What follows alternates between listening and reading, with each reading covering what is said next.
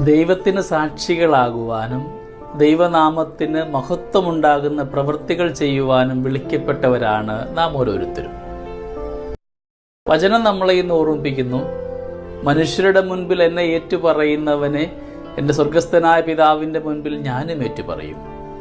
മനുഷ്യരുടെ മുൻപിൽ എന്നെ തള്ളിപ്പറയുന്നവനെ എൻ്റെ സ്വർഗസ്ഥനായ പിതാവിൻ്റെ മുൻപിൽ ഞാനും തള്ളിപ്പറയും. വിശുദ്ധ മത്തായിയുടെ സുവിശേഷം 10-ാം അധ്യായം 16 മുതൽ 33 വരെയുള്ള തിരുവചന ഭാഗം.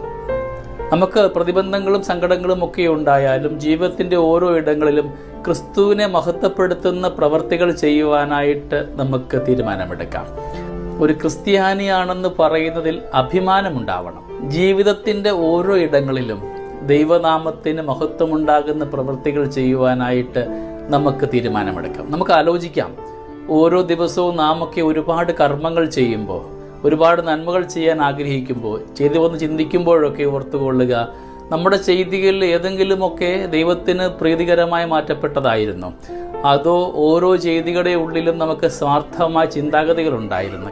ഇന്ന് പലപ്പോഴും പലയിടത്തും കാണാൻ സാധ്യമാവുക സ്വാർത്ഥമായ ലക്ഷ്യങ്ങൾ മാത്രമാണ്. അത് ആത്മീയതയുടെ കാര്യത്തിൽ കൂടിയാണെങ്കിലും ആത്മീയതയുടെ മറ പിടിച്ചുകൊണ്ട് ആത്മീയതയുടെ പേരിൽ തിരുവസ്ത്രങ്ങളുടെ മറവിലൊക്കെ ഒരുപാട് കുറ്റകൃത്യങ്ങൾ നടക്കപ്പെടുന്നുണ്ട്. ദൈവത്തിന് പ്രീതികരമായത് മാത്രം ചെയ്യുവാൻ നമുക്ക് തീരുമാനമെടുക്കാം. നമ്മുടെ ജീവിത മേഖലയിലൊക്കെ ക്രിസ്തുവിന് സാക്ഷ്യപ്പെടുന്ന ജീവിതമായി നമ്മുടെ ജീവിതം മാറ്റിയെടുക്കുവാൻ ഇന്ന് തീരുമാനമെടുക്കാം. എവിടെങ്കിലുമൊക്കെ പാളിച്ചകൾ ഉണ്ടായിട്ടുണ്ടെങ്കിൽ, സ്വാർത്ഥമായ ബന്ധങ്ങളിലേക്ക് പോയിട്ടുണ്ടെങ്കിൽ, സ്വാർത്ഥമായ നേട്ടത്തിനു വേണ്ടി മാത്രം എൻ്റെ ജീവിതത്തെ മാറ്റിവെച്ചിട്ടുണ്ടെങ്കിൽ ഒക്കെ ഉപേക്ഷിച്ചുകൊണ്ട് ദൈവത്തോട് കൂടെ ആയിരുന്നു കൊണ്ട് ദൈവത്തിന് നന്ദി പറഞ്ഞ് ജീവിക്കുവാനും ജീവിതത്തിൻ്റെ ഓരോ പ്രഭാതവും അനുഗ്രഹമാക്കുവാൻ നമ്മുടെ ജീവിതത്തെ ഈശ്വര സന്നിധിയോട് ചേർത്ത് വയ്ക്കാം. നാം ഇന്ന് പരസ്പരം ബന്ധപ്പെടുന്ന, കണ്ടുമുട്ടുന്ന എല്ലാ ഇടങ്ങളിലും ഒരാളോടെങ്കിലും ക്രിസ്തുവിനെക്കുറിച്ച് പറയുവാൻ, ക്രിസ്തുവിൻ്റെ നന്മ പ്രഘോഷിക്കുവാനായിട്ട് നമുക്ക് തീരുമാനമെടുക്കാം.